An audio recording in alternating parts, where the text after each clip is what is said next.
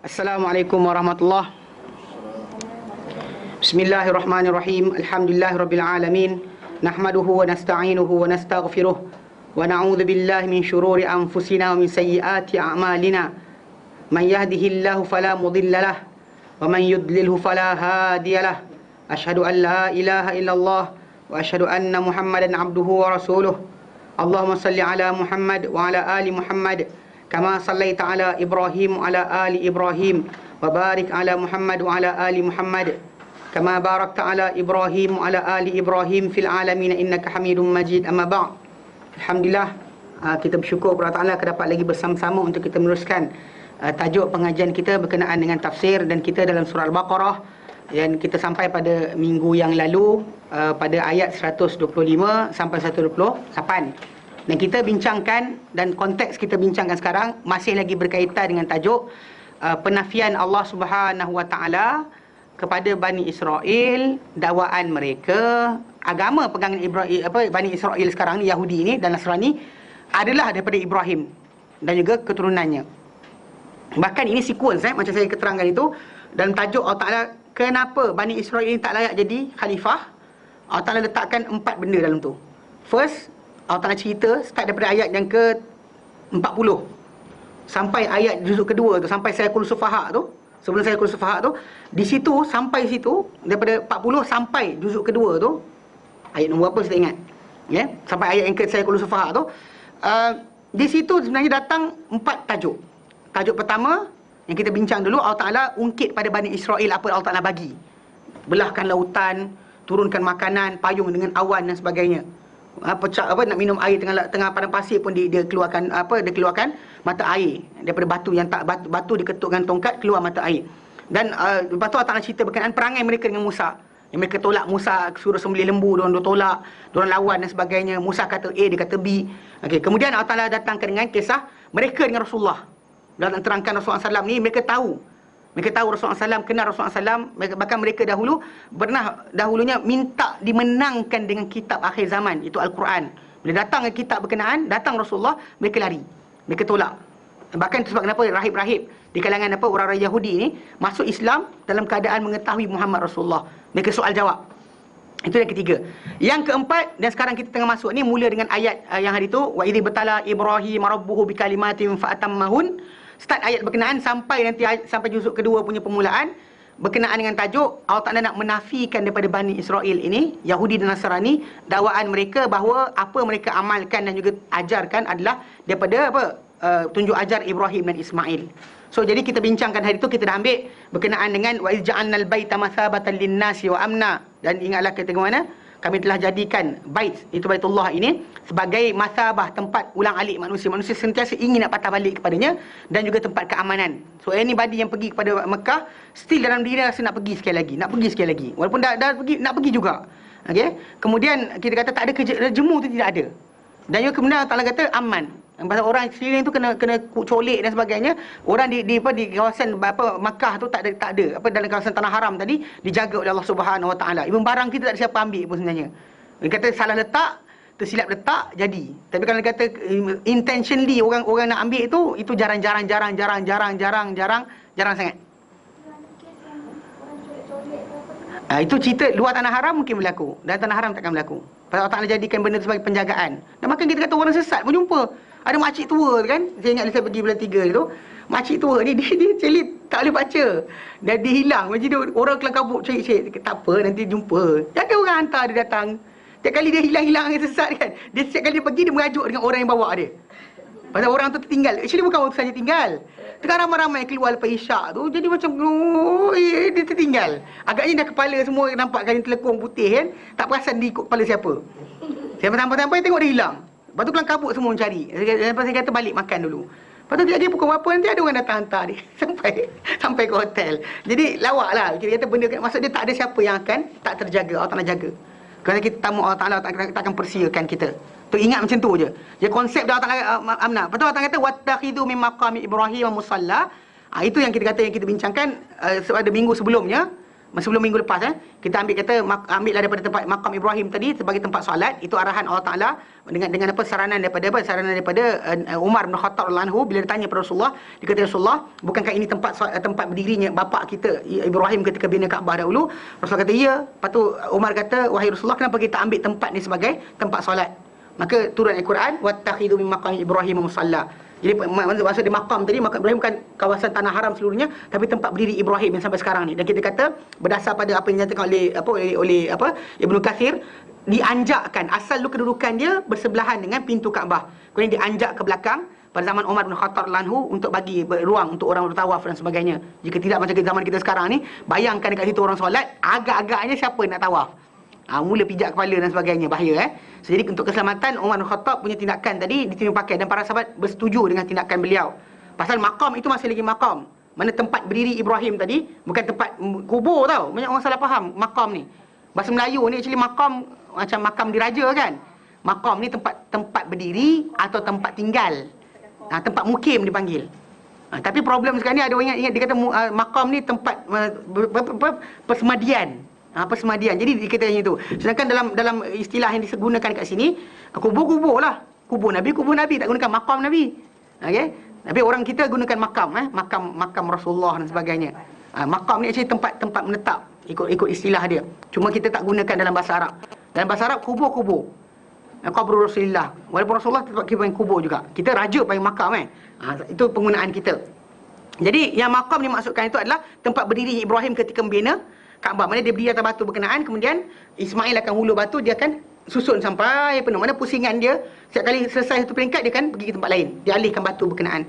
So jadi itu makam Ibrahim. Dan kemudian kita bincang itu bila Allah Taala kata, wa ahidna ila Ibrahim wa Ismaila an tahhira baiti lit-taifina wal akifina wa ruk'is sujud. Dan kami perintahkan kepada Ibrahim dan Ismail supaya mereka berdua membersihkan rumahku, bersihkanlah kamu duduk akan rumahku, untuk orang yang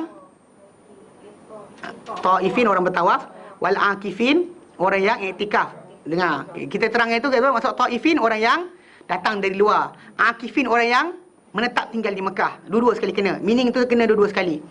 Wa ruk'is sujud, dan orang yang beribadat dalam solat dan masjid tadi dengan rukuk dan sujud. Dan kita bincangkan dahulu, maksud dia benda berkenaan diketahui sejak zaman Ibrahim AS. Cuma the sequence of solat dan sebagainya tidak dipastikan. Sebab kenapa bila ada orang kata pada kita Nabi Muhammad SAW sebelum terima arahan solat macam mana? Wallahu a'lam.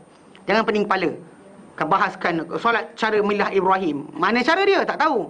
Ni even sistem ni timbul di setengah orang yang percaya dengan dia panggil Quraniyun, atau orang jemaah Quran Malaysia. Ada jam. Jemaah Quran Malaysia yang percaya Quran tak percaya hadis. Kumpulan-kumpulan ni bila dia ada problem bila time solat, ada tolak solat terus. Yang saya jumpa seorang tu, dia kata pagan ritual, because actually concerning follow the sun. ni sewil, dia kata orang bukan orang tak pandai kan, mana terlalu pandai, bijak sangat. So dia kata solat tak wajib. Dia kata, saya kata solat, habis hakimus solat apa? Dia kata dirikanlah kebenaran. Saya kata abang buka kamus apa? Arab Inggeris ke Inggeris Arab ke Arab Arab ke Inggeris? Solat dalam Quran tak pernah datang dengan maksud kebenaran. Saya kata dengan dia. Saya debate dengan dia lama, duduk dengan dia. Tapi alhamdulillah akhirnya dia solat. Cuma kita kata ada satu macam tu. Satu lagi kumpulan dia kata solat tapi 3 waktu je. 3 waktu je. Tapi problem kita tanya, solat macam mana? Cara Nabi Ibrahim, milah Ibrahim. Solat sekarang macam solat milah Ibrahim. Semua jadi macam blur. Tak tahu macam mana. Rukuk dulu ke sujud dulu? Mana dulu?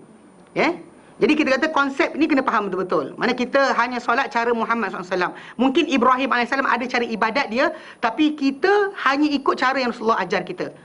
Anything before Muhammad SAW tidak dikira valid.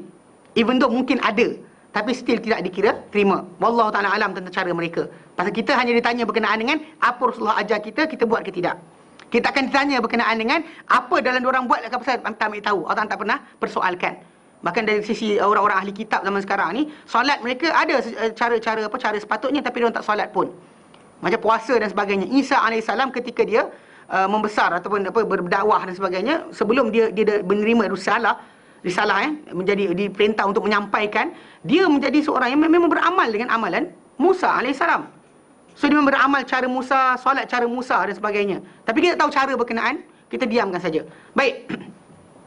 Hari ini kita sambung sambung selepas daripada kita bincangkan berkenaan dengan tajuk tajuk arahan Allah Taala untuk membersihkan Baitullah dan sebagainya. Sekarang kita masuk pada tajuk yang baru, bila berkenaan dengan doa Ibrahim alaihissalam kepada Allah Taala untuk Mekah. Dan bahkan kita kata nanti berkenaan dengan perutusan Nabi pun Ibrahim dan Ismail telah doa. Baik, firman Allah Taala sambungan masih dalam 125 sampai 128. Firman Allah Taala, wa idz qala Ibrahim rabbi ja'al hadza baladan amina warzuq ahlahu minas samarati man amana minhum billahi wal yaumil akhir. Dan ingatlah ketika mana berkata Ibrahim berkata, Rabbi, Tuhanku, ij'al hadza baladan amina. Jadikanlah ini negeri, tanah ini negeri yang aman. Negeri yang aman. Warzuq ahlahu minas samarat, dan rezekikanlah penduduknya daripada buah-buahan. Man amana minhum billahi wal yaumil akhir, siapa yang beriman dengan Allah Taala di kalangan mereka dan juga dengan hari akhirat. Diriwayatkan oleh Imam Abu Ja'far Ibn Jarir, pengarang kitab tafsir At-Tabari, daripada Jabir bin Abdullah, sahabat Nabi SAW, beliau berkata, telah bersabda Rasulullah SAW, Inna Ibrahima harrama baitallahi wa amanahu wa inni haramtul madinata ma baina labataiha fala yusadu saidaha wa la yuqta'u adaha. Dia kata sungguhnya Ibrahim AS telah mengharamkan Baitullah. Maksudnya dijadikan Baitullah itu tanah haram. Wa amanaha, dan juga dia mengamankan kawasan berkenaan. Doa untuk supaya kawasan tersebut menjadi penjagaan di sisi Allah Subhanahu Wa Taala. Ini doa Ibrahim buat. Ij'al hadza baladan amina. Jadikanlah tanah ini tanah yang aman. Tanah haram dibuat maksiat padanya. Sebab kenapa orang-orang jahiliah zaman dahulu, walaupun mereka ni kita kata penyembahan berhala dibuat, mereka menjaga tertib berkenaan dengan tanah haram. Hatta bulan haram pun mereka jaga. Kabilah-kabilah Arab yang suka merompak ni, bila sampai bulan-bulan haram mereka berhenti merompak. Berhenti berperang. Dia ada tertib dia. Dan zaman kita ni haram, bulan haram, bulan halal langgar aje. Tapi kita kata betul lah, kita kata pelaksanaan maksiat pada Allah Taala tak kira bulan apa sebenarnya. Mana-mana bulan adalah sama. Cuma asalnya Allah Taala jadikan 4 bulan haram. Bulan-bulan yang orang-orang Arab zaman dahulu akan berhenti berperang, berhenti merompak, berhenti sekian untuk memberi ruang pada orang menziarahi tanah haram, menziarahi Baitullah. Actually memang zaman macam tu. Bahkan setengah para sahabat zaman dahulu mengambil peluang dengan tiada berlaku jenayah ni, bulan-bulan tak ada jenayah dia panggil. Bulan bersih jenayah. Okey, bulan-bulan ni diambil oleh para sahabat sebahagian mereka untuk pergi ke Madinah. Macam ketika Rasulullah SAW pindah ke Madinah sebelum syariat haji itu timbul atau umrah itu timbul, maka Rasulullah SAW pernah didatangi oleh kabilah Bani Abdul Qais. Kabilah Bani Abdul Qais ni, mereka ni dahulunya takkan dapat jumpa Nabi SAW melainkan pada bulan haram saja. Sebab di antara kampung mereka dengan Madinah ada perkampungan Arab Mudar. Mudar yang mana kabilah Mudar ni kerja dia siapa lintas dia rompak. Bila bulan haram dia berhenti rompak.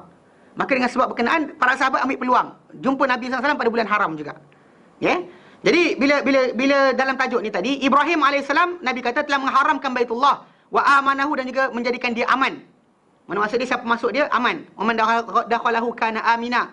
Maksud masuk dan tanah tadi adalah haram. Tanah haram tadi adalah aman. Dan Nabi berkata apa? Wa inni haramtul madinata. Dan aku sebenarnya Nabi kata mengharamkan Madinah. Jadikan Madinah ni tanah haram juga. Ma baina la bataiha, di antara dua tanah hitam dia. La bataiha pasal Madinah ni daripada kawasan kiri dan kanan dia, mereka kawasan timur dan barat dia terkurung dengan kawasan tanah hitam, batu gunung berapi. Mana volcanic rock tu tajam, kalau kuda lintas dan bagi luka kaki. Kalau kita pun sama akan koyak kasut kita. Jadi dengan sebab tu Nabi kata di antara dua kawasan berkenaan. Dulu kawasan utara dia Yahudi tinggal. Kawasan selatan jadi kita kata datang daripada Mekah Madinah lah. Daripada kawasan Mekah lah. Mana musuh datang dari bawah. Kita kata kalau baca surah Al-Ahzab kita dapat baca tajuk ni. Bila Allah Ta'ala terangkan berkenaan dengan masalah Madinah dahulu, bila datang pernah kali dikepung, musuh datang dari bawah dan atas. Bawah dan atas, pasal kita orang atas tadi siapa? Yahudi. Yang tinggalkan dia orang menghala ke Syam. Dan kiri kanan dia ni ada tanah hitam. Yang orang takkan datang di kiri kanan ni. Pasal nak serang dia ada daripada atas atau dari bawah. Daripada utara atau selatan. Sebab apa? Sebab kawasan tersebut terbuka. Kawasan kiri kanan tu tak boleh. Jadi Nabi kata, sesungguhnya aku, kerana Ibrahim dah jadikan tanah haram tadi aman, maka aku jadikan Madinah ni haramkan. Ma bainala bataiha, apa di antara dua tanah hitamnya, batu hitam, batu hitamnya.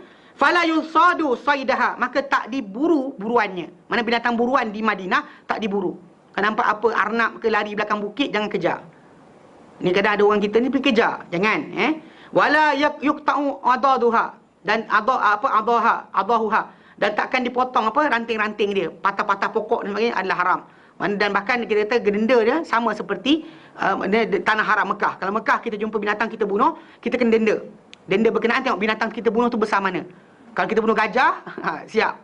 Kalau kita bunuh benda yang boleh ganti dan sebagainya, digantikan. Macam lembu ke kambing ke dan sebagainya. Di tanah haram atau liang dia dan sebagainya, arnab.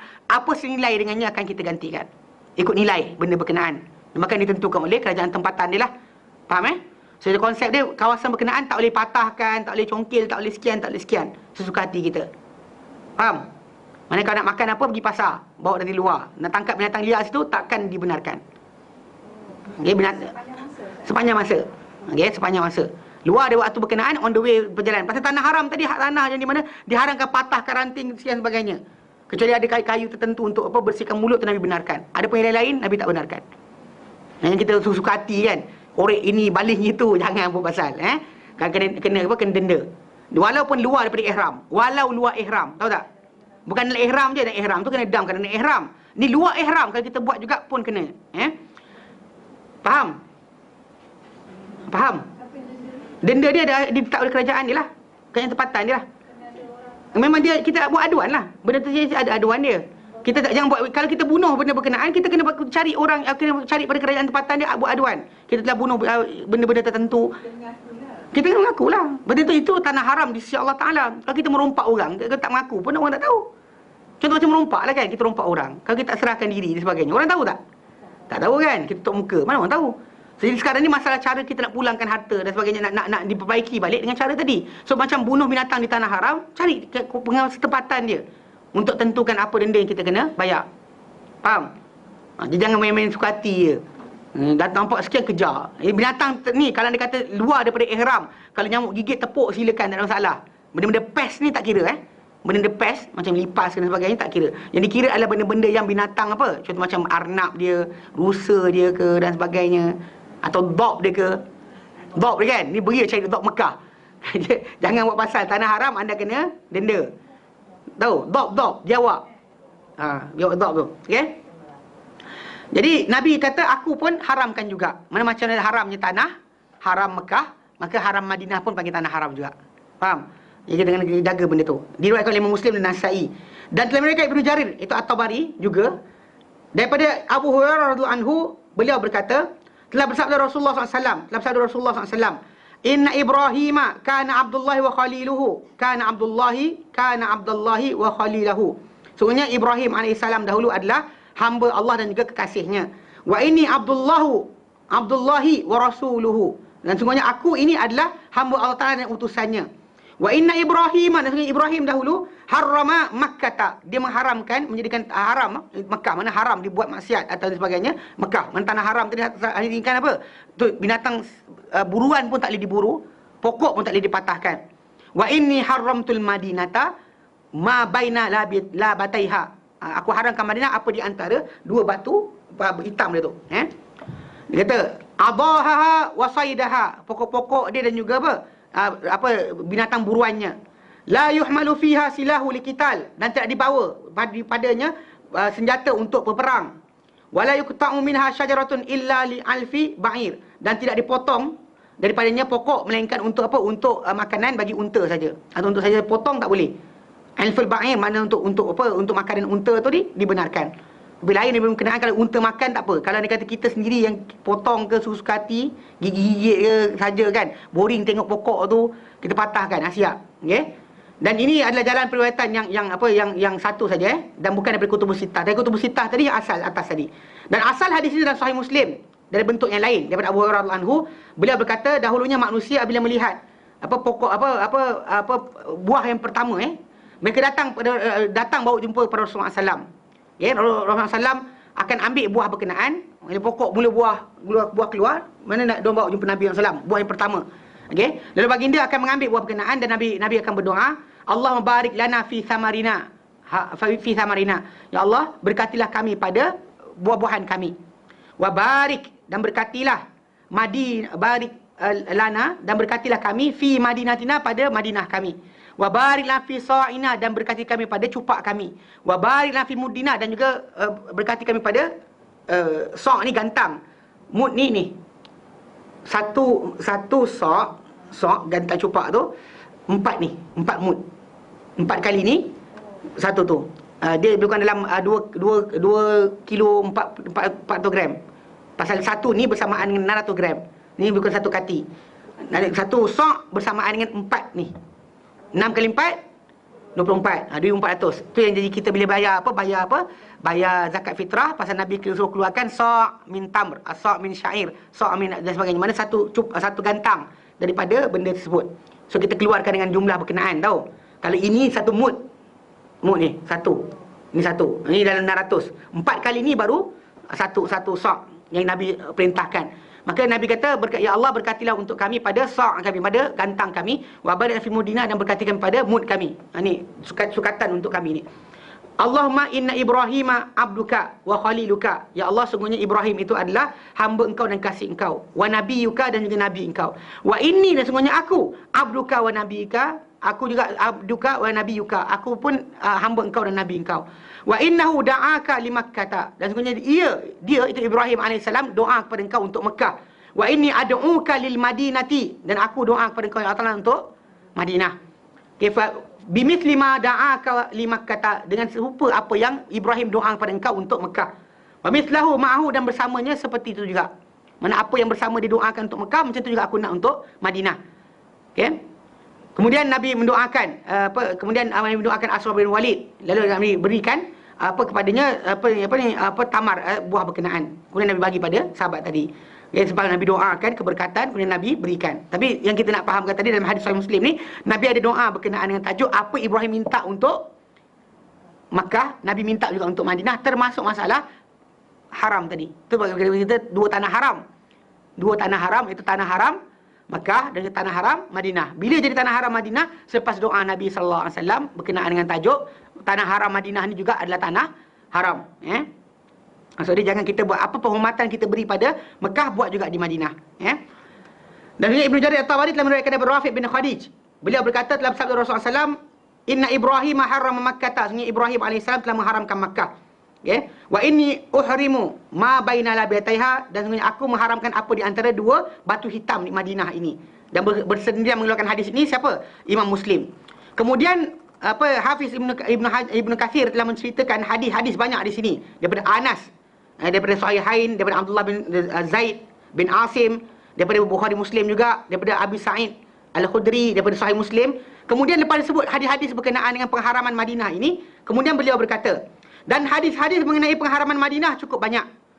Dan hanyalah kita sampaikan di sini, kita bawa di sini, ia adalah berkaitan tajuk pengharaman Ibrahim AS untuk Makkah, supaya kita dapat bezakan. Mana maksudnya doa Ibrahim untuk Makkah, Nabi pula berdatangkan untuk Madinah. Kerana apa? Kerana ia ada bertepatan dengan firman Allah Ta'ala dalam ayat tadi. Pada baca Ibrahim minta, wa idh qala Ibrahimu rabbi ja'al hadha baladan amina. Ya Allah, jadikanlah ini Mekah ni sebagai tanah yang aman, mana tanah haram yang aman. Dia minta benda berkenaan, maka itu yang kita kata bertepatan dengan ayat tersebut. Nabi pun juga berdoa untuk Madinah bertepatan dengan ayat tersebut. Dan datang-datang hadis yang lain menunjukkan bahawa Allah Ta'ala mengharamkan Mekah sebelum penciptaan langit dan bumi. Itu ada datang hadis-hadis yang lain, datang dari Bukhari Muslim juga. Daripada Abdullah bin Abbas, beliau berkata, telah bersabda Rasulullah SAW pada hari pembukaan Mekah. Bersabda Nabi SAW ketika Nabi takluk Mekah, ketika itu Nabi pertama kali Nabi datang masuk Mekah dengan apa? Senjata. Bahkan bukan pakai ihram pun. The first time dan the last time. Tak pernah pada waktu lain Nabi benarkan. Bahkan Nabi bersabda pada hadis tersebut, Inna hadzal balad, sungguhnya negeri ini, harramahullahu yauma khalaqas samawati wal ard, Allah Ta'ala haramkan semenjak daripada penciptaan langit dan bumi. Fahuwa haramun bi hurmatillah ila yaumil qiyamah, maka dia haram dengan pengharaman Allah Ta'ala. Dia dihormati, dimuliakan dengan pengharaman daripada Allah Subhanahu Wa Ta'ala sehingga hari kiamat. Wa innahu, dan sungguhnya lam yuhilla al-qitala fihi li ahadin qabli, sungguhnya tak pernah halal peperangan pada tanah haram ni untuk sesiapa pun sebelumku. Sebab ketika Abraha datang serang Mekah, dia dimusnahkan oleh Allah Subhanahu Wa Taala. Datang dengan bentuk nak menyerang, maka Allah Taala musnahkan. Jadi Nabi SAW kata tak pernah sebelumku dibenarkan. Walam yahillu walam yahillu li illa sa'atan min nahar. Allah Taala tak halalkan untuk aku masuk macam ni melainkan berapa jam saja daripada siang. Fahuwa haram bi hurmatillah ila yaumil qiyamah, maka dia adalah haram dengan pengharaman Allah Taala sehingga hari kiamat. La yu'dadu syaukaha, tidak dipatahkan, tidak digigit apa dia punya ranting-ranting dia. Wala yunfaru saidaha, jangan dihalau-halau dia punya binatang buruan dia. Kejar binatang nampak kambing gurun atas bukit tu, nampak gemuk geram kan, kejar, jangan halau pun Wala tulqatu luqatuha, dan tidak dikutip benda-benda yang dijumpai. Contoh barang buangan, kita nampak duit ke, ni banyak kes orang pergi umrah kan nampak duit longgok-longgok bulat-bulat. Kadang-kadang selonggok tu kan, duit dolar kan, macam tu. Bila kita pesan awal-awal jangan ambil. Pasal actually bila kita ambil, kita dah ada masalah tanggungjawab, the obligation about pemulangan semula. Bahkan kalau kita pakai duit berkenaan pun tak halal. Bahkan kita faham barang kutipan, bila kita kutip satu barang, kita memang pakai selepas tempoh tertentu dia benarkan kita pakai. Tapi bila ada tuan dia datang tuntut balik dan terbukti memang duit dia, kita kena bayar balik apa yang kita pakai. Walaupun benda tu banyak mana sekalipun. Kita kena ingat bukan ingat benda barang kutip ni suka hati kita, tak. Selagi mana tuan tak datang, kita dibenarkan untuk pakai benda berkenaan lepas tempoh pengisytiharan tertentu. Tengok kadar ni ada kata setahun, ada kata sebulan, ada kata tengok perbincangan para ulama berkenaan dengan masalah pengisytiharan. Tapi tanah Mekah ni diharamkan kita kutip barang yang kita jumpa jangan kutip, tinggalkan. Handphone tinggalkan, jangan kutip. Pasal actually mungkin dia akan datang balik dan sebagainya. Bahkan kita jumpa orang berkenaan satu, yang kita jangan ambil, tinggalkan je. Memang kalau kata kat pasar raya tu ada orang kena agak jadi kesian, dia tulis, dia letak satu bucu tu, macam dekat pasar raya besar tu, dia satu bucu dia letak kertas conteng, barang siapa hilang barang tertentu kat sini, sila datang jumpa saya. Dia bagi nombor telefon dia. Dia bertanggungjawab atas barang berkenaan. Bukan kita kata main ambil je suka-suka hati, tak boleh. Macam rezeki terpijak, tak ada terpijak-pijak. Ni ada orang ketika saya pergi tu, dia kata apa? Dia lari Safa Marwah tu, kan, Safa Marwah. Sa'i, ketika sa'i tu, ketika on the way nak balik, dia kata nampak duit banyak tu. Mana berikat dengan getah tepi. Tapi saya tinggalkan. Bagus saya tinggalkan. Dia pesan awal-awal jangan ambil. Kalau dia buat, dia ambil bawa pergi kat hotel, dia ingat kita akikah benda tu. So tak ada salah jangan buat pasal. Jadi dia kata la tulqatu luqatuha, tidak dikutip barang tinggalan dia. Mana anything yang tertinggal jangan kutip. Illa man arrafaha, kecuali siapa yang nak mengisytiharkannya. Wala yuhtala khalaha. Dan macam binatang-binatang dijumpai dan sebagainya pun jangan ambil. Mana tertinggalkan binatang, kambing ke, nampak diam itu jangan kutip pun. Jangan kutip macam kita nak ambil, tak, biar. Nabi kata biarkan. Hatta kalau unta, Nabi larang langsung. Pasal unta dia boleh mempertahankan diri sendiri. Kalau kambing kita bawa lari, bawa dan jumpa untuk perkenalkan dia. Tapi untuk kita datang ambil kononnya macam kita dapat pada kita, tidak sekali-kali. Lalu berkata Ibn Abbas.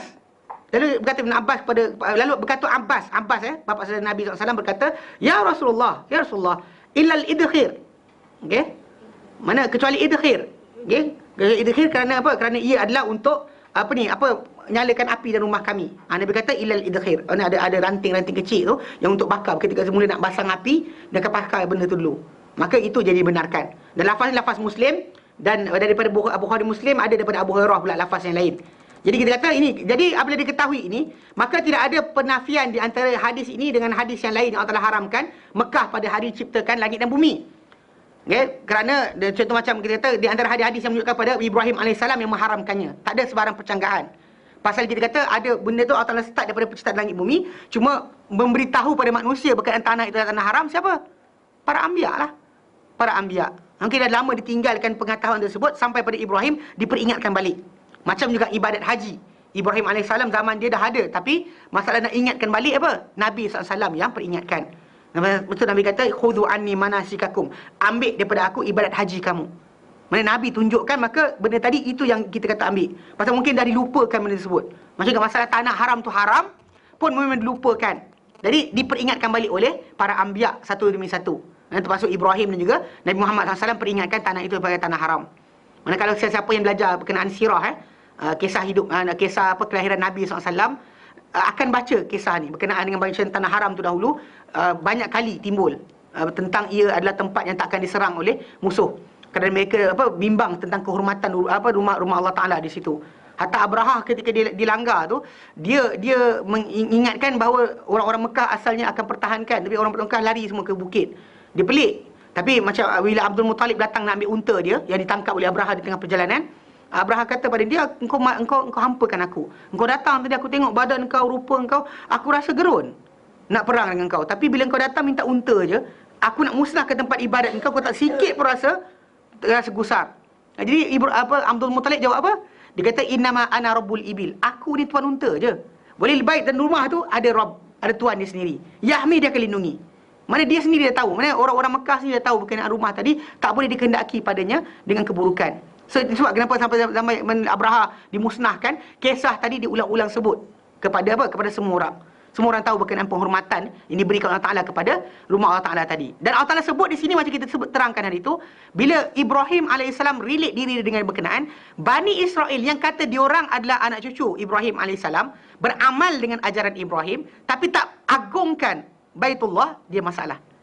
Di sini pasal Allah Ta'ala nak asingkan diorang. Diorang tak ada kaitan dengan Ibrahim. Itu cerita berkenaan dengan Baitullah ini timbul. Ya? Jadi dia kata apa? Maksud dia tidak ada masalah tu kerana Ibrahim AS menyampaikan daripada Allah Ta'ala hukum dia mengenai tanah haram berkenaan dan pengharaman tanah tersebut oleh Allah Subhanahu Wa Ta'ala, dan bahawa ia masih berterusan menjadi tanah haram di sisi Allah Ta'ala sebelum binaan Ibrahim sendiri. Mana Ibrahim memperkenalkan balik pada orang ramai supaya orang ramai tahu. Bahkan memang Allah Ta'ala letakkan bagi Ibrahim kenal di mana nak bina Baitullah tadi. Cuma kita kata percanggahan para ulama berkenaan dengan masalah, adakah sebelum Ibrahim bina, ada tak binaan asal di situ? Pasal kita kata macam kisah tadi memang ikut daripada kisah yang Ibrahim AS doakan. Dia kata, wahai Tuhanku, aku tinggalkan anak isteriku pada tempat yang tak ada tanaman, tak ada orang dekat situ. Bahkan selepas Ismail dan Hajar tinggal di situ, barulah kabilah Arab Jurhum yang melintas, mereka minta izin daripada Hajar untuk tinggal bersama. Sebab kenapa kita kata keturunan Ismail lepas tu menjadi kuasa Mekah, penguasa di Mekah. Macam kita kata Quraisy Quraisy yang kita kata Bani Abdul Manaf, Bani Abdul Muttalib, keluarga yang besar-besar ni tadi, Abu Jahal, Abu Lahab dan Umayyah bin Khalaf ni, mereka ada keturunan daripada Qusay bin Kilab, salah seorang di kalangan anak cucu kepada Nabi Ismail alaihissalam, atuk Nabi yang keempat. Contoh macam Muhammad bin Abdullah bin Abdul Muttalib, kan, bin Abdul Manaf bin Hisham bin Qusay. Dia actually antara atuk Nabi yang ke atas. So jadi dengan itu kita kata Qusay ni antara orang yang dia ni keturunan Ismail alaihissalam. Semua sekali itu keturunan Ismail alaihissalam. Mana itu sebab kita kata Quraisy ni daripada situ. Sebab diberi penghormatan oleh orang-orang Arab sekeliling tempat lain kerana mereka ni keturunan pada Ismail dan juga Ibrahim alaihissalam. Yang Ismail tadi adalah orang yang asal di situ bersama dengan mak dia tinggal di situ, dan orang Arab yang mendatang ni tumpang sama saja. Jadi masalah ada binaan ke tidak, wallahu taala alam. Tapi pentingnya pembinaan tadi berlaku, dan dengan pembinaan tadilah kita beramal mengikut apa arahan Nabi SAW kepada tempat tersebut. Baik. Bahawa dia kata tanah tadi berterusan haram di sisi Allah Taala sebelum pembinaan Ibrahim AS terhadapnya. Sebagaimana dahulu bahawa baginda SAW telah tertulis di sisi Allah Taala sebagai penutup para nabi. Okey? Mana nabi telah tertulis sebelum penutup para nabi lahir. Tapi Nabi Allah Ta'ala dah tertulis sisi Allah Ta'ala bahawa Nabi akan lahir. Dan Adam AS ketika tu dalam keadaan masih lagi dalam keadaan tanah. Ini berkaitan dengan takdir di Lauh Mahfuz. Takdir Lauh Mahfuz. Cuma dalam perkara ini tak boleh kita timbulkan soalan. Ni saya dengar baru-baru ni ada ustaz. Dia kes, tajuk dia salah seorang ustaz ni keluarkan statement. Dia kata Nabi SAW sebelum jadi Nabi tak tahu. Tidak berpengetahuan. Tapi lepas jadi Nabi barulah dikira sebagai ni. Jadi timbul tajuk, dia kata jahil ya. Jadi ada orang kata macam, masalah ni mana boleh kata Nabi macam tu. Sebab Nabi SAW sebelum daripada terima wahyu pun telah dipilih untuk jadi Nabi. Itu dalam masalah takdir.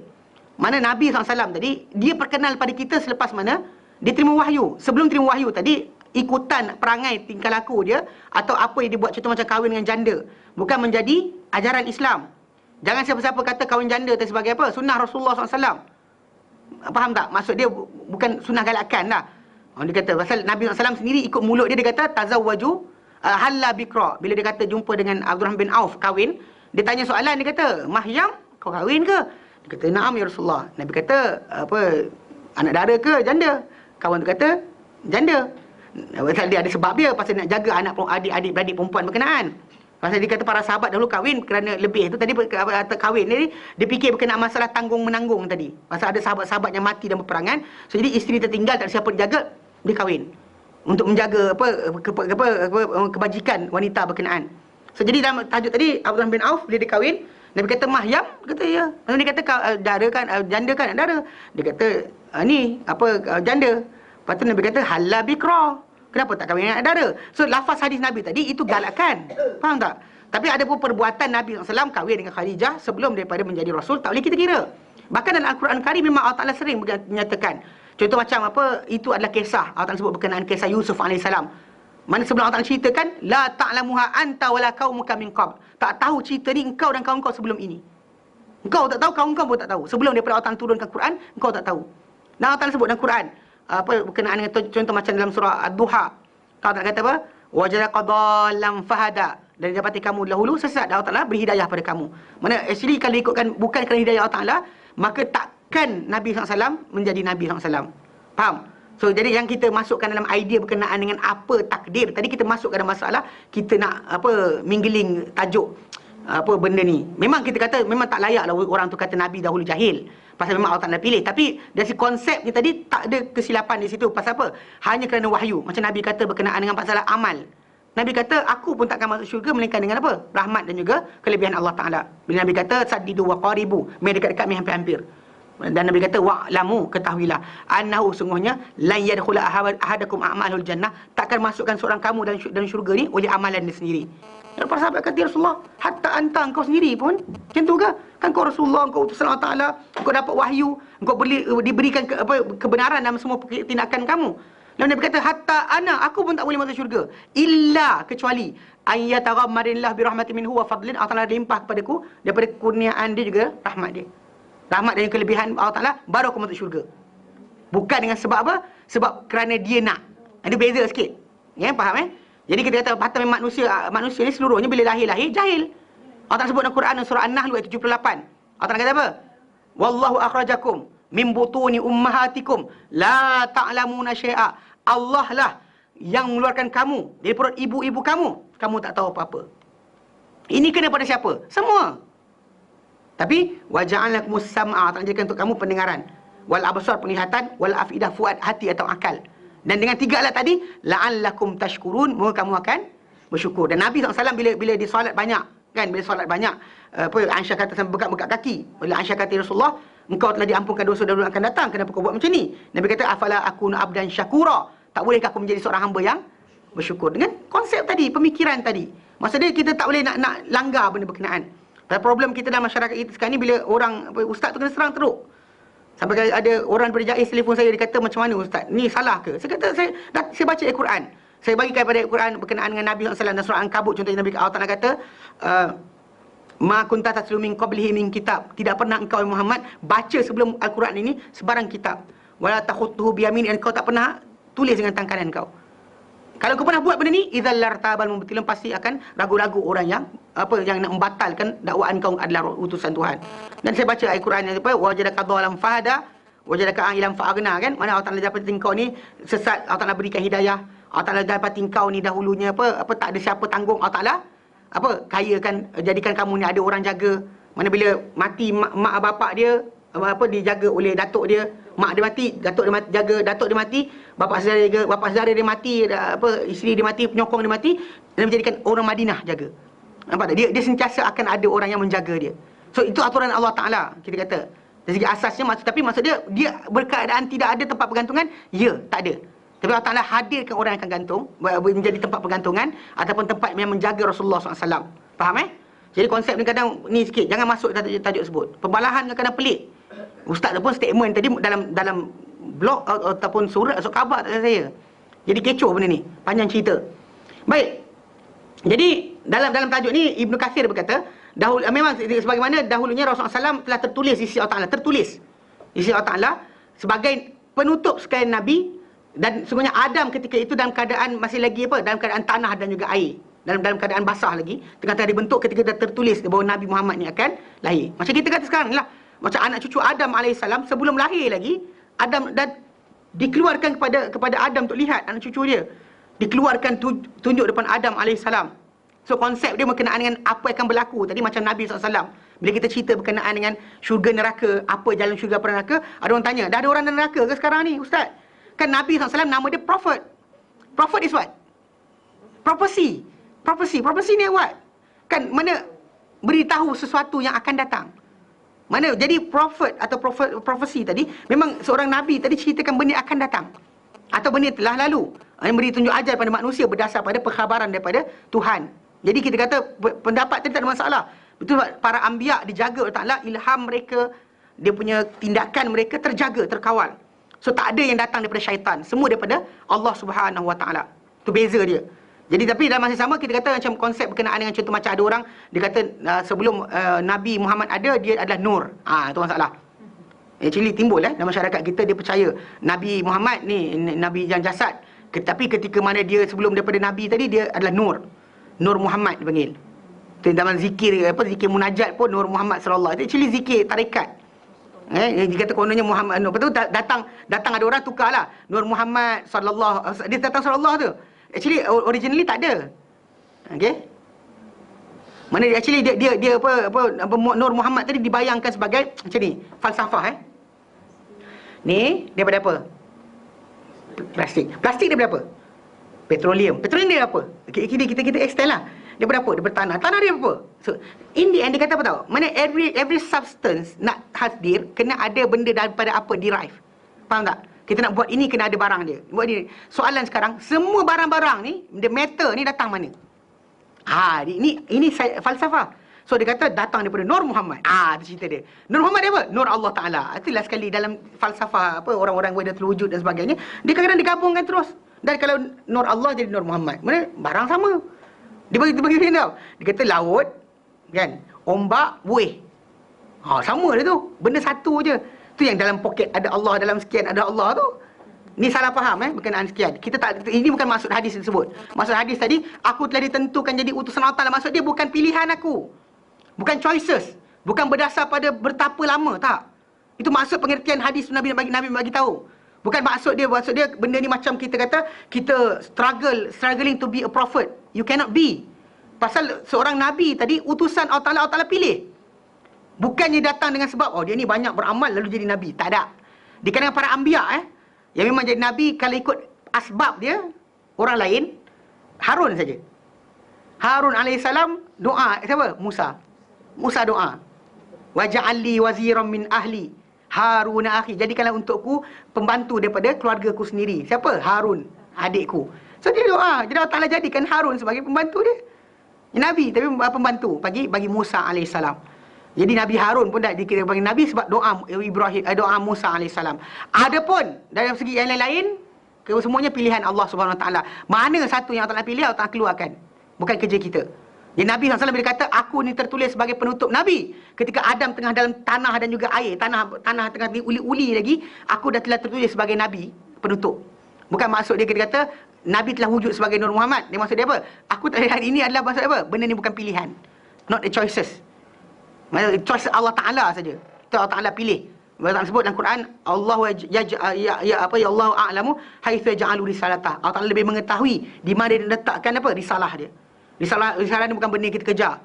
Di zaman kita sekarang ni, kita dah dapat Muhammad sebagai panduan kita. Stop situ je. Jangan try pula cari sendiri. Kan kena struggle pula. Allah Ta'ala pilih kita ikutlah. Tak pilih nak buat macam mana? Kalau tak pilih kena buat kerja untuk sampai memilih. Pasal kita ada akal diberikan supaya berfikir. Yang kita duduk diam je, tak dapat hidayah lagi. Nak buat macam mana? Kan, tunggu pencen dulu baru nak belajar. Mana boleh? Pasal dalam Islam kita kata, konsep asal berkenaan dengan masalah hidayah ni, kita ada dua. Satu hidayah taufik, satu hidayah, tak ingat dah. Hidayah taufik dengan hidayah irsyad. Irsyad. Taufik yang mana tu? Yang Allah Ta'ala letakkan. Macam kita lahir anak siapa? Orang Islam. Kita tak pilih. Mak bapak kita kuat beragama. Kita tak pilih. Masyarakat kita tinggal banyak yang sekian. Tak pilih. Bukan kita yang pilih. Kita benda tu kan kita pilih. Tapi Allah Ta'ala siapkan untuk kita. Ready. Lahir je dapat bapak, tengok bapak pakai kopiah. Mak bagi duduk. Kan ada orang lahir-lahir, bapak tengah ago-ago. Betul tak? That konsep kehidupan kena faham. Maksudnya bukan kita pilih. Bapak kita siapa, mak kita siapa. So itu taufik. Dan bahkan kita kata benda ni aturan Allah Subhanahu Wa Taala. Adapun yang irsyad, ini panduan, tunjuk ajar orang. Buat macam ni, jangan buat ini. Orang bagi tahu pada kita, kita ikut atau patuh. Itulah kita kata, panduan diberikan, kita pergi atau tidak, itu pulang pada kita. Macam saya beri contoh dia tu, contoh dia mudah, kita nak pergi Kota Damansara, tak tahu jalan. jumpa seorang pakcik, pakcik, saya sesat jalan lah. Macam ni nak pergi Kota Damansara. Nampak jalan depan tu, aku nak kanan. Lepas tu nampak dia, kau nak kiri. Lepas tu kau nak tu, nak traffic light, kau nak depan. Lepas tu masuk dalam terowong. Lepas tu keluar terowong. Masuk dalam tanah, keluar tanah. Lepas tu tak jumpa jalan. Dia sebut lain tu, okey. Dia bagi arahan. Kita, on that terms, hanya by the direction diberikan, kita patuh. Ini macam para anbiya dan juga ustaz ataupun para ulama yang menggantikan para anbiya, kerja mereka tunjuk ajar je. Orang nak beriman tak beriman bukan kerja kita. Okay. The other one, yang taufiq Allah Ta'ala. Yang mana contoh dia kalau macam tadi, the same situation. Pakcik, saya nak pergi Kota Damansara tak tahu jalan. Meh naik kereta saya hantar. Yang zaman sekarang jangan buat, colek dia orang. Okay? Dia tua bukan colek. Jadi kan budak colek, tua colek. Jangan buat. Dia semua skeptikal sekarang ni. Kan asyik kena colek je kan. Ada pemikiran manusia agak apa pelik kan. Kita nak tumpang ke motor pun kadang orang takut. Nak pergi surau. Kan nampak jintas kan. Actually orang tu pendatang asing. Dia jauh lagi, surau tu jauh lagi. Kita stop kan. Bang nak pergi surau. Tak apa. Dia takut. Kan kita agak takut kita curi dia kot. Wallahu taala alam. Kita tak pasti. Tapi pentingnya bila kita minta tolong dengan orang, dia bukan setakat bagi panduan. Dia bawa kita sampai depan pintu tempat kita nak tuju. Itu taufik dia panggil. Daripada Allah Taala, bukan pilihan kita. Tapi kita ada choice apa? Nak ikut atau tidak. Kalau kita dah ditunjukkan, pun kita lari juga. Itu masalah lah. Adapun dia ada one yang diberikan arahan pada kita. Jadi para anbiya tadi dalam masalah apa? Masalah mendapat hidayah, Allah Ta'ala menjadi para anbiya, taufik Allah Ta'ala semata-mata. Kita dalam masa sama, dua-dua kita ada.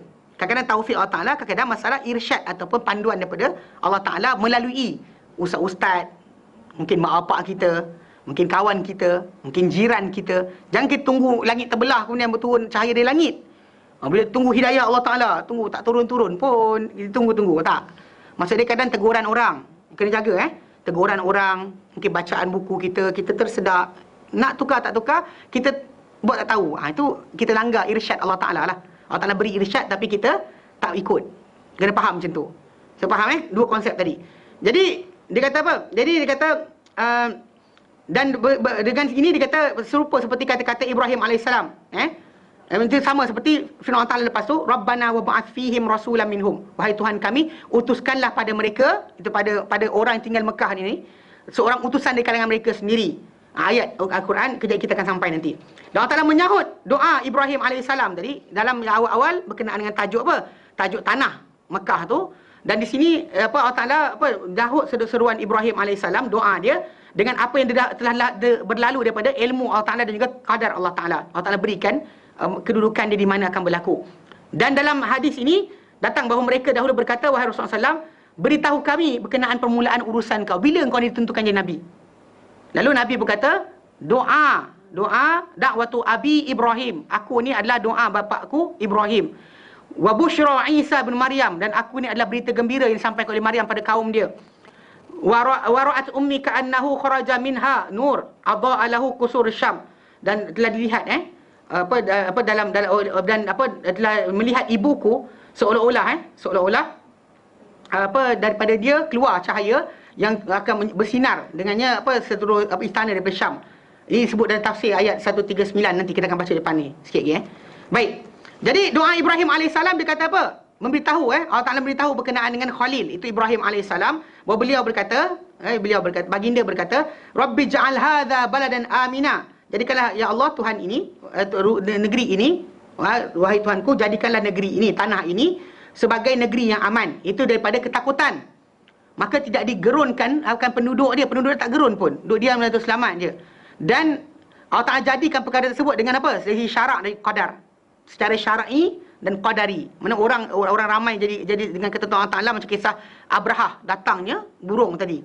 Jadi ada dari qadar, macam zaman kita sekarang ni diletakkan hukuman berkenaan siapa-siapa cuit apa benda dalam tu, semuanya jadi tidak boleh. Contoh macam patahkan pokok tak boleh, kejar binatang tak boleh. Dan Nabi kata tadi apa? Kutip barang-barang jumpaan pun tak boleh. Menunjukkan di situ dengan syarak. Secara syarak dijaga Mekah ni dengan syarak dan juga dengan qadar Allah Subhanahu Wa Taala. Dua-dua sekali Allah Taala berikan. Mana dengan arahan Allah Taala secara perintah halal haram, dan juga dengan cara apa? Dengan cara diberikan siapa-siapa melanggar, Allah Taala datangkan dengan musibah dan sebagainya. Okey. Dan dia kata dan Jadi bila datang dari kisah tadi, dia kata dan Allah Ta'ala jadikan benda itu dengan syarak dan juga qadar. Seperti Allah Ta'ala firmankan dalam Quran dan surah Ali Imran ayat 97, Allah Ta'ala nyatakan, "Wa man dakhalahu kana amina." Barang siapa masuk dalam tanah haram tadi, Mekah tadi, maka dia adalah aman, selamat. Dan Allah Ta'ala firmankan dalam surah Al-Ankabut ayat 67, Allah Ta'ala nyatakan, "Awalam yarau." Adakah tidak mereka melihat? "Anna ja'alna haraman amina." Bahawa kami telah jadikan tanah haram ini sebagai aman, selamat.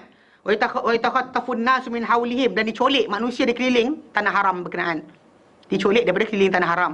Adapun orang-orang dalam tanah haram tadi, dalam Masjidil Haram itu sendiri dijaga oleh Allah Subhanahu Wa Taala.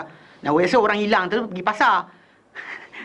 orang tak hilang dekat dalam Masjidil Haram. Orang hilang di pasar. Kalau dalam Masjidil Haram tu sesat tak jumpa pintu. Orang bagi tahu dah lampu hijau, hijau mana dia kata. Ada separuh tu mata dia kelabu, tak tahu apa, nampak semua hijau. Tak jumpa pintu. Duduk diam seorang-seorang. Itu pun ada juga. Kita tak semestinya benda tadi berkaitan tajuk dosa dia. Pasal Allah Subhanahu Wa Taala tidak memberikan untuk umat Muhammad ini bentuk hukuman direct. Bahkan kita disuruh supaya minta ampun. Jangan minta kena hukum. Jangan kita cakap kena hukum ni okeylah selesai dosa. Jangan minta karma atau karma. Ni orang-orang banyak orang yang terpengaruh dengan budaya Hindu, dia ingatkan bahawa what's come around go around je. Goes around come around ke come around go around? Mana tu? Okeylah, apa benda pusing dia akan datang balik. Okey, itu dalam konsep karma. Tapi dalam Islam, kita kalau buat salah dan sebagainya, jenayah ke apa dan sebagainya, first thing first, jangan lari minta supaya datang bala. Jangan macam tunggu. Actually some people dia nantikan, tunggu. Bila nak kena bala ni? Bila nak kena bala ni? Kenapa? Bahkan Nabi SAW pernah marah salah seorang sahabat yang berdoa supaya Allah Ta'ala hukum dia dekat dunia. Kalau ada hukuman akhirat, yang sampai badan dia keluar, ni hilang bulu ni. Macam anak burung baru menetas. Anak burung menetas, mana ada bulu? So sahabat kata, tak ada bulu langsung, teruk. Sampai Nabi, dalam dua riwayat. Satu riwayat datang, Nabi doakan dia untuk sembuh. 3 kali tak sembuh-sembuh. Ada riwayat kata, Nabi nampak muka dia macam tu, Nabi terus cakap, "La'allaka qulta syai'an." Adakah engkau cakap satu benda? Barangkali Nabi kata, engkau ada cakap satu benda. Dia berkata, ada ya Rasulullah. Apa benda kau cakap? Nabi kata. Dia kata, aku cakap, ya Allah, kalau aku ada hukuman nak kena ke akhirat, maka hukumlah aku kat dunia. Nabi marah. Nabi kata, kenapa tak minta ampun? Adakah Allah Ta'ala tak mampu nak ampunkan? Kenapa minta dihukum? Minta hukuman, kenapa? Pasal Nabi kata, kenapa tak kata Rabbana atina fid dunya hasanah wa fil akhirati hasanah wa qina adzabannar? Nak minta. Sebab kita kata dengan Allah Ta'ala kita boleh 100 jadi kosong. Faham tak? Kenapa kita ambil macam Allah Ta'ala ni kita anggap macam apa? Macam ceti bayar hutang. Kita letak Allah Ta'ala turun ke bawah. Sedangkan kita kata dosa kita responsibility take. Bukan macam kita kata Allah Ta'ala Ghafurur Rahim, langgar dosa. Tak boleh. Tapi bila kita berdosa jangan kita lari. Dengan Allah Ta'ala bukan kita lari tau. Kita datang mengadu. Kita datang mengaku. Bukan datang ke ustaz mengaku saya telah buat salah, tak guna. Ini bukan Kristian Ini salah faham kerana manusia ni Baik. Jadi dia kata apa? Dia kata dan surah Al-Ankabut ayat 67. Dan lain-lain lagi lah daripada ayat-ayat yang datang menceritakan berkenaan dengan tajuk keamanan. Keamanan tentang Kaabah atau Mekah Mekah itu macam Ila fi Quraisy. Ila fi Quraisy fal ya'budu rabb hadzal bait. Mana hendak mereka sembah Tuhan rumah ini. Allazi at'amahum min ju', yang memberi makan pada mereka daripada kelaparan. Wa amanahum dan mengamankan, mententera mereka daripada ketakutan. Banyak ayat-ayat datang berkenaan dengan tajuk ini. Dan telah datang hadis-hadis yang berkenaan dengan pengharaman peperang dalam tanah haram tadi. Mana kita kata dengan tajuk tadi, orang-orang Arab jahiliah dahulu menghormati tajuk tersebut. Tidak sekali-kali dia angkat senjata di situ. Hatta bila Nabi SAW lintas, senjata tu dibawa oleh satu orang, diorang semua kata, "Hai Muhammad, kau pasal langgar janji dan sebagainya." Diorang nampak benda sebagai satu benda yang besar. Dan Nabi Muhammad kata tak ada benda tu sungguh. Cuma macam kita kata, Nabi sendiri sekali je dibenarkan untuk Nabi datang dengan ketenteraan tanpa pakai ihram. Sekali saja. Ketika mana penaklukan Mekah. Setelah mana orang-orang Quraisy ataupun orang musyrikin Mekah, mereka mengkhianati Nabi SAW dan berlaku pembunuhan terhadap para qurra Al-Quran di satu tempat mana oleh kabilah-kabilah yang bersama dengan Quraisy. Lalu Nabi SAW menggunakan sebab berkenaan untuk membatalkan janji tersebut. Pasal actually benda tadi dia bersama-sama. Siapa bersama umat Islam, siapa bersama orang-orang musyrikin, termasuk dengan perjanjian tadi. So bila ada orang di kalangan musyrikin Mekah punya kawan-kawan ke, punya sekian ke, tak pegang janji tersebut, maka semua sekali kena. Maka in the end tu Nabi SAW takluk Mekah. Dan takluk Mekah Nabi SAW bukan gunakan masa untuk balas dendam. Maka Nabi maafkan punya ramai. pada hari tersebut. Bila Nabi dah kumpulkan mereka, Nabi kata, ma tadhunnuna anni fa'ilun bikum, apa kamu rasakan aku akan buat pada kamu? Mereka kata apa? Akhun karim ibnu akhin karim, engkau ni saudara baik, anak saudara baik, khair, engkau akan buat baik pada kami. Nabi pun lepaskan. Nabi kata, idhabu fa antum mutlaqa, pergilah kamu semua ni telah dibebaskan, kamu semua bebas. Nampak Nabi SAW punya sifat pemaaf. Kalau kita dahulu orang pijak kepala kita, yang ini sekian, oh mesti siap lah. Kita dah ada buku ni, buku 35. Buku 35 lah buka. Kau sini, ni, pukul. Ini sekian, ni gigit dia. Semua kita akan datangkan dengan macam-macam. Tapi Nabi SAW pada hari berkenaan, lepaskan. Lepas. Tak ada seorang pun. Nabi SAW, pasal tu perkenaan Allah Ta'ala letakkan dalam Quran, idfa' billati ahsan. Balaslah dengan yang terbaik. Pada Nabi SAW, Allah Ta'ala arahkan 3 kali. Buat baik pada orang buat jahat. Okay? Kan? Orang ngumpat kita, Alhamdulillah kan. Cerita dia simple. Tapi sebenarnya nak buat payah. Betul. Memang payah. Tapi actually kalau kita nak mudah, kena lapang dada kita, yakin akhirat ada, dan bahawa gantian untuk benda berkenaan ke akhirat telah ternanti. So kita tak ada macam struggling untuk dapatkan respect daripada manusia. Kan respect too much kita nakkan, sampai last sekali kita macam tension. Balik rumah kan macam jumpa lelaki ke jumpa isteri, macam geramnya aku kat office tadi. Kenapa sekian kat office tadi? Tak ada benda pun. Tak luak pun daging ni, makin bulat ada. Kan? Tapi still kita balik rumah tu kita rasa macam inilah, itulah dan sebagainya. Betul, tak nafikan orang kurang ajar kita dan sebagainya. Sebab ada hari tu seorang kakak tu kata, macam mana dengan kita punya self pride, dia kata. Pride kita bimbangkan di sisi Allah SWT. Sedangkan Nabi SAW menyatakan dalam hadis yang sahih, man tawadhu'a lillah rafa'ahu Allah. Barang siapa tawaduk kerana Allah Ta'ala angkat dia. Kita nak angkat diri sendiri ke nak Allah Ta'ala angkat? Nak Allah Ta'ala angkat. Nak Allah Ta'ala angkat kena apa? Let go. Belajar let go. Nabi SAW bila maafkan, tak ada pula orang kata nampak lemah. Bahkan orang nampak apa? Kemurahan. Itu cara Allah Ta'ala jadikan benda Nabi buat tadi sebagai respected. Bukannya jadi macam orang kata macam pandang hina. Jadi, dan dalam surah ayat ini Allah Ta'ala nyatakan, dalam surah Al-Baqarah ni, Ibrahim berkata, Rabbi ja'al hadha baladan aminah. Jadikanlah ini, negeri ini sebagai negeri yang aman. Itu jadikanlah ini, tempat ini sebagai negeri yang aman. Munasabah ini bahawa sebelum pembinaan Kaabah. Ia ada sebelum pembinaan Kaabah. Dia doa dahulu. Pasal nanti kejap lagi baru datang tentang pembinaan Kaabah. Allah Ta'ala firman dalam surah Ibrahim, dan surah Ibrahim ayat 35, wa idh qala Ibrahim rabbi ja'al hadha baladan amina. Dan ingatlah ketika mana berkata Ibrahim alaihissalam, Tuhanku jadikanlah negeri ini atau tempat ini sebagai negeri yang aman. Dan munasabah ini di sana sama aja kedudukan dia. Dan Allah Ta'ala saja mengetahui tentang tajuk ini. Kerana sungguhnya telah berlaku doa ini kali kedua.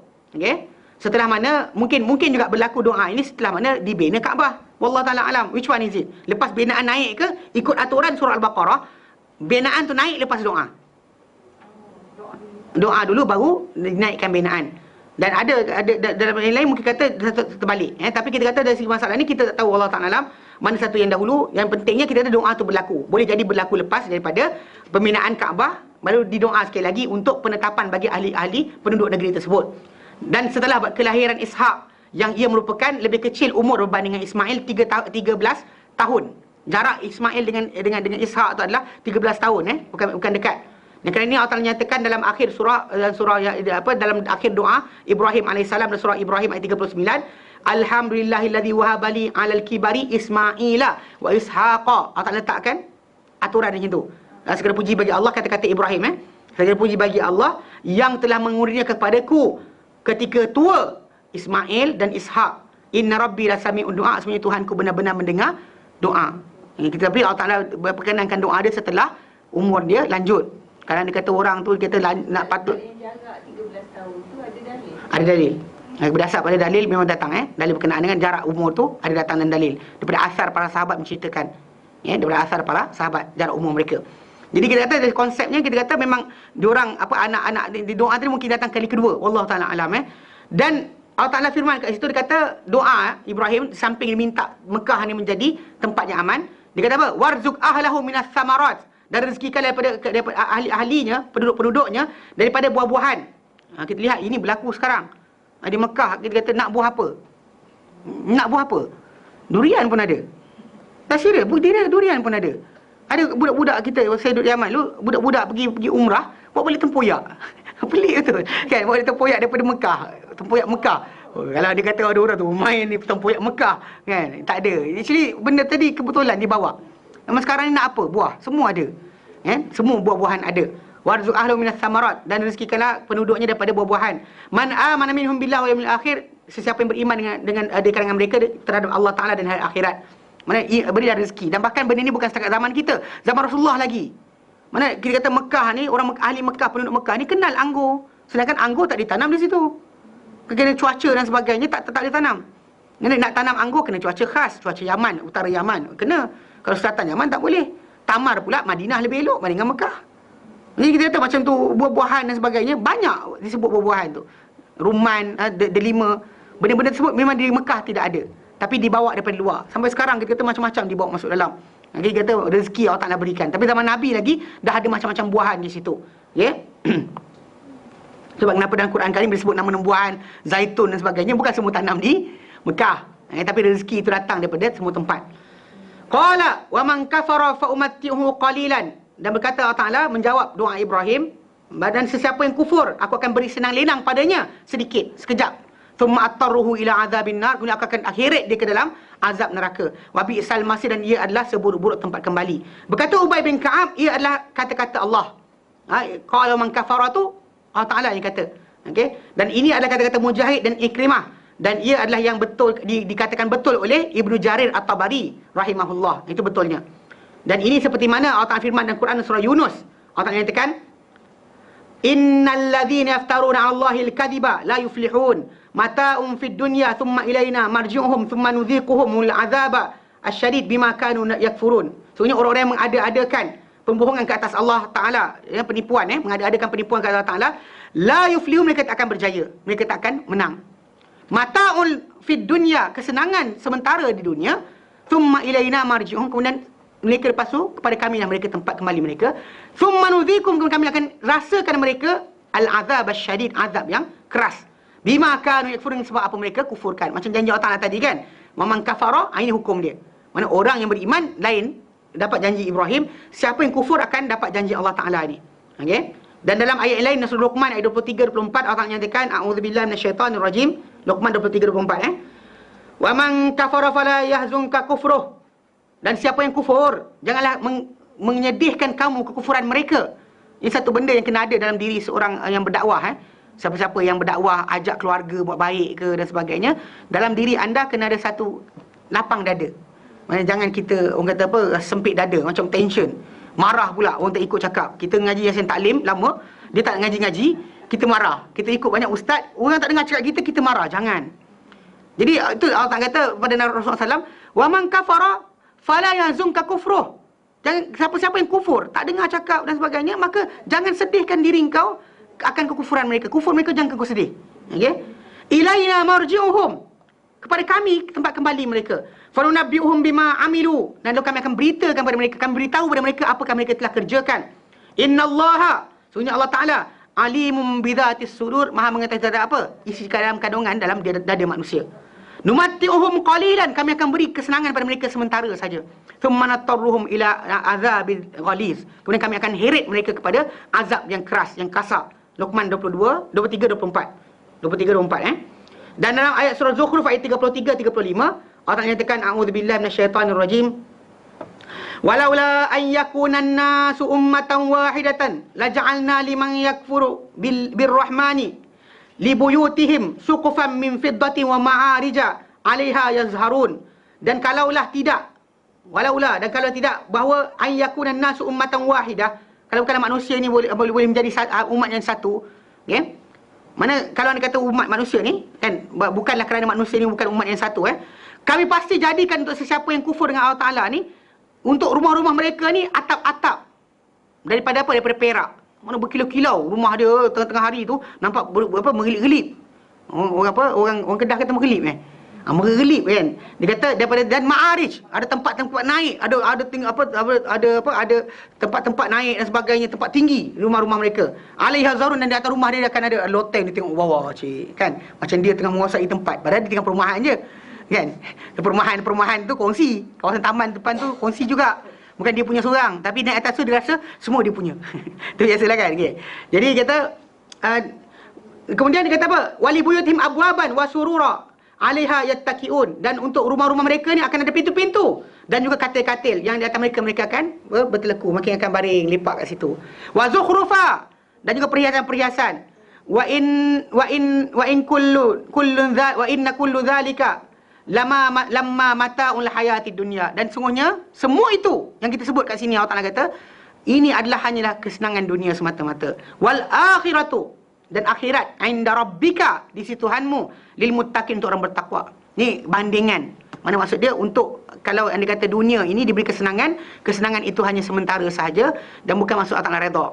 Dan kena jaga sikit Kadang-kadang ada orang dia salah faham, dia ingat bahawa amalan dia buat tu betul menyebabkan dia dapat rezeki banyak. Rezeki banyak bukan tanda amalan betul. Amalan kita betul atau salah berdasar pada ikut Nabi. Kalau berpadu pada Nabi SAW punya arahan, itulah dia. Itulah kebetulannya. Dan bukannya dia punya kesimpulan dia bila buat macam tu maka terus automatik dapat rezeki melimpah ruah. Tak, pasal Allah Taala uji manusia ni dengan macam-macam.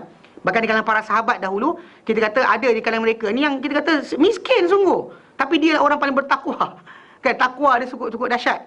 Tapi kita kata kita sekarang ni kadang-kadang ukuran orang tu rasa dia betul dengan apa? Harta. Kita tak nafikan bahawa Allah Ta'ala telah janjikan benda berkenaan. Tapi bila Nabi SAW sendiri duduk di atas hamparan, Nabi boleh dapat harta banyak. Bila orang bagi hadiah, Nabi keluarkan macam tu je. Datang masuk keluar. Banyak di kalangan para sahabat. Hatta Umar bin Khattab pernah sekali ketika mana Nabi ilak. Nabi pernah sumpah untuk tak sentuh isteri dia sebulan. Lalu bila mana Umar datang masuk kemah Nabi SAW, pasal dia antaranya yang kena ilak tu adalah anak dia. Sampai orang ingatkan kena cerai, semua sekali isteri Nabi kena cerai. Dia orang minta hak. Nabi bagi hak macam biasa, tapi diorang nampak hadiah macam-macam tak sampai. Sampai-sampai kat Nabi hilang. Nabi hilang. Orang bagi kat Nabi hilang. Jadi diorang ingat, sampai kadang ingat ke apa? Mana hak kami? Nabi marah. Nabi sumpah tak nak sentuh sebelum sebulan. So lepas, jadi Umar datang jumpa nak tahu apa kisah dia tahu Umar. Umar datang jumpa, hari pertama dia datang, Nabi tak bagi jumpa. The second day datang, Nabi tengah baring, Nabi duduk berbekas badan di atas tikar. Bila nampak bekas berkenaan, Umar menangis. Umar kata, wahai Rasulullah, engkau utusan Allah Ta'ala, macam ni keadaan engkau. Kan, Raja Parsi, Raja Rom, mereka tu raja saja, engkau ni utusan kekasih Allah Subhanahu Wa Ta'ala. Macam ni keadaan engkau. Lepas Nabi kata apa kepada Umar? Amat tadha ya Umar, kau tak redha kau Umar, dunia untuk mereka, akhirat untuk kita. Tu beza kita kata kedudukan. Macam kita kata, kaya tidak salah, tapi nilai seorang itu kaya sebenarnya berdasar pada apa? Harta di sisi Allah Ta'ala berapa manfaat sebenarnya. Ada orang mungkin harta tak banyak, tapi manfaat harta dia paling besar di sisi Allah Ta'ala. Tapi ada orang yang mungkin kita kata harta dia banyak, tapi apa? Sumbangan dia dan sebagainya mungkin significantly 1% ataupun 0.01% daripada keseluruhan. Banyak, tapi 0.01% daripada keseluruhan harta dia. So konsep tadi kita kena faham tu betul. Pasal masalah harta tadi banyak atau sikit bukan alasan. Bahkan banyak orang salah bab ni lah. Kita kata bila kes kadang panggil duit, tarik duit lah, beli kain kelambu Kaabah kan untuk dapatkan ribu duit. Dia buat kata jadi ustaz. Dia ingatkan jadi tu tak redha. Jadi bukan redha. Kalau Allah Ta'ala berikan dunia pada siapa yang dia nak dan siapa yang dia tak nak, siapa yang sayang dan siapa tak sayang, dia bagi semua. So konsep ini kena faham betul-betul. Pasal kita diberikan ujian senang dan susah tadi, itu adalah aturan Allah Ta'ala beri pada kita. Kadang-kadang ada kaitan dengan kita lahir anak siapa. Kadang-kadang ada kaitan dengan kita belajar di mana. Kadang-kadang ada opportunity mungkin orang tu dia mampu untuk jadi lebih kaya dari kita, tapi opportunity Allah Ta'ala buka untuk dia bukan itu. Itu sebab kenapa saya ingat Dr. Bilal Phillips dia datang ke Malaysia, dia terang berkenaan dengan purpose of life. Kan non-Muslim dekat Telekom tu tanya soalan macam-macam. So dia jawab apa? Dia kata bila orang tanya berkenaan yang bila dia kata sebenarnya kaya atau miskin kita ni anugerah Allah Ta'ala, bukannya kerja tangan kita sepenuhnya. Lepas tu ada orang macam tak puas hati. So dia kata dengan orang ramai, dia kata kalau kita fikir logik, betul logik kalau kita sebut orang paling banyak keluarkan peluh paling kaya, kan dia paling susah, paling kaya, apa yang salah? Pasal pakcik-pakcik dekat Saus Padan dan sebagainya kan. Zaman dulu kan tak ada traktor. Sekarang ni traktor ni. Kalau siapa pergi ke Padang, Indonesia, sana manual lagi. Tengah hujan pun nak cucuk. Pasal diorang punya lereng bukit, tak boleh lintas traktor besar. So diorang manually. Memang manual. Dia ke turun ke sawah tu cucuk satu batang. So jadi benda tadi kita kata ini. Tapi nak kaya soalan. Kaya tak? Tak. Kadang-kadang ada orang tu dia main saham, duduk kaki je tengah hari pun bangun. Kan? Pakcik-pakcik tadi subuh tu dah keluar bawa bekal dan sebagainya kan. Peluh nitik. Yang ni tak ada pun langsung. So actually konsep dia sekarang ni masalah kaya atau miskin manusia ni, kita kata bukannya aturan kita sendiri. Allah Ta'ala aturkan separuh. Bahkan kaya miskin tadi adalah ujian Allah Ta'ala. yang kita lihat dalam Quran, dan surah apa, dan surah Al-Fajr. Allah Ta'ala nyatakan apa? Wa ammal insan, adapun manusia ini, fa ammal insan idza mabtalahu rabbuhu, bila dia diuji oleh Tuhan dia, fa akramahu wa na'amah. Maksudnya Allah Ta'ala ibtalahu, Allah Ta'ala uji dia, fa akramahu wa na'amah. Tuhan nikmatkan dia, muliakan dia dan nikmatkan dia, jadikan dia berpangkat, berkedudukan, dan beri nikmat macam-macam. Dia akan kata apa? Fa yaqul rabbi akraman, dia kata Tuhan aku sayang aku, Tuhan aku muliakan aku. Oh God be pleased with me, dia kata. Kan Tuhan sayang dengan aku. Tengok tu aku dapat macam ni. Sebaliknya, wa amma idza mabtalahu, adapun sebaliknya bila Allah Taala uji dia juga. Tadi uji dengan barang, sekarang uji pula faqadara rizqa, Allah Taala disikitkan rezeki dia. Dia kata apa? Fa yaqul rabbi ahana, dia kata Tuhan aku tak sayang aku, Tuhan aku neglect aku, dia kata. Allah Taala kata lepas apa? Kalla, bukan begitu, bukan macam tu. Maksudnya bukan macam tu ukuran dia. Kerana kedudukan manusia ni adalah takwa. Paling mulia manusia Allah Taala adalah takwa. Kalau dia kata ada harta banyak, tak takwa, tak guna. Ada miskin pun, tak takwa, tak guna. Mana kedudukan manusia tadi kena ada takwa. Pasal Allah sebut dalam Quran, inna akramakum indallahi atqakum. Orang paling mulia di sisi Allah Ta'ala, di kalangan kamu adalah siapa? Paling bertakwa. Orang yang dalam diri dia ada rasa surveillance. Rasa Allah Ta'ala perhatikan sentiasa. Mana dia nak buat benda, Allah Ta'ala murka. Nak sekian, Allah Ta'ala sekian. Dia buat kenapa? Allah Ta'ala garakkan. So normally, dia dalam diri normal. Dengan latihan yang diberikan harian. Dalam solat 5 waktu, Ramadan setahun sekali. Kan? Dalam zikir pagi dan petang, dia ingat Allah Ta'ala sentiasa. Maka orang ni, surveillance of Allah dalam diri dia ada. Ini orang paling mulia. Adapun yang lain-lain tadi, dengan ada diri dia lebih banyak ke, hafal Quran ke, hafal hadis sekalipun, kalau anda kata dalam diri dia, saya jumpa orang yang hafal Quran buat senonoh pun ada. Seriously. Kan? Serius. Memang ada manusia-manusia macam ni. Kita kata pasal benda tu bukan privilege. Pasal orang Allah Ta'ala berikan pilihan tadi. Dia macam ni. Contoh macam para anbiya. Diberikan pilih jadi Nabi. Bukan untuk keistimewaan. Untuk tanggungjawab. Macam lelaki diberikan ke atas wanita. Diberikan lahir sebagai lelaki. Bukan maksud dia macam, I am born as a man, jadi aku untung banyak. Tak. Pasal atas lelaki tadi tanggungjawab.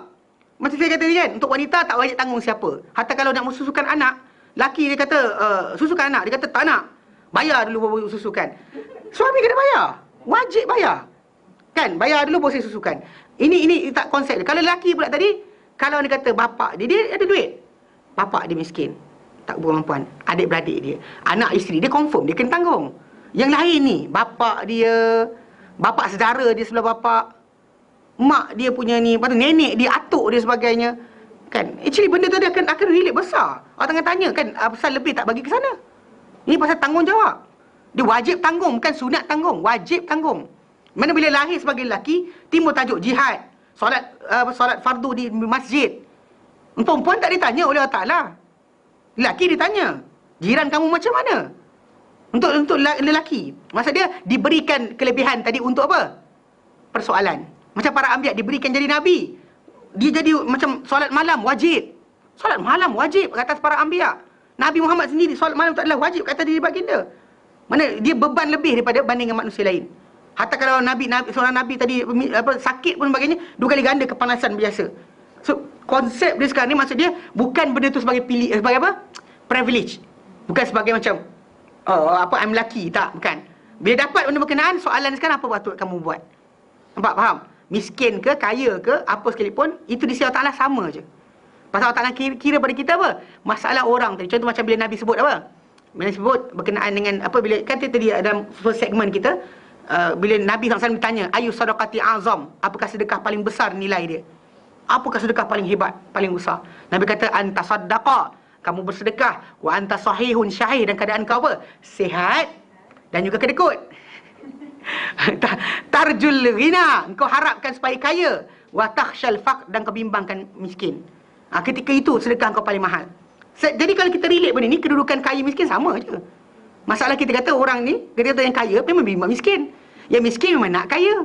Tapi dalam keadaan tersebut orang tu dan sihat, dan juga dalam keadaan ni kalau sakit dan sebagainya baru nak bersedekah, nilai dia takkan sama dengan kedudukan tadi. So konsep dia sekarang harta tadi atau kelebihan tadi bukanlah hanya alasan untuk kita kata kita disayangi oleh Allah Ta'ala. Bahkan ada manusia ni bila disayang Allah Ta'ala macam tu, dia silap faham dan dia rasa tak apa buat jahat dekat dunia. Macam kita lihat dalam kisah berkenaan dengan 2 orang masuk kebun dalam surah Kahfi, ingat? Ingat kan? Kan dia masuk kebun tu dia kata apa? Wa dakhala jannatahu. Kan dia kata, Allah kata wadrib lahum masalan rajulain. Hey Muhammad, buatlah untuk mereka ni contoh. rajulain, dua orang lelaki. Ja'alna li ahadihima, kami jadikan untuk salah seorang dua orang lelaki berkenaan.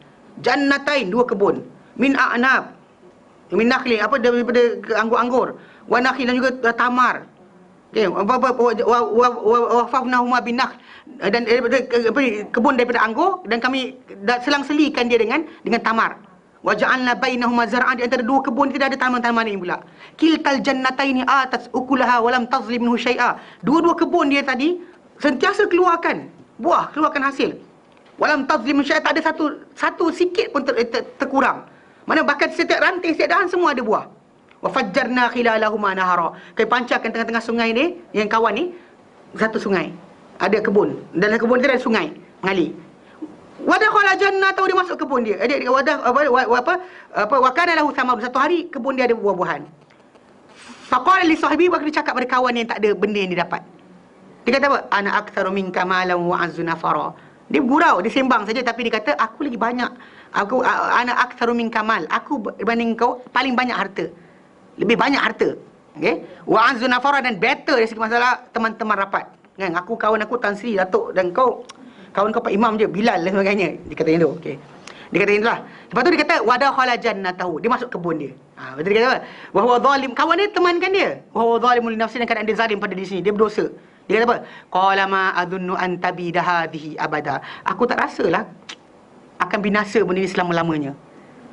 Dia kata tak cukup lagi. Dia kata wa ma adunnu sa'ata qa'imah. Aku tak rasalah kiamat berlaku.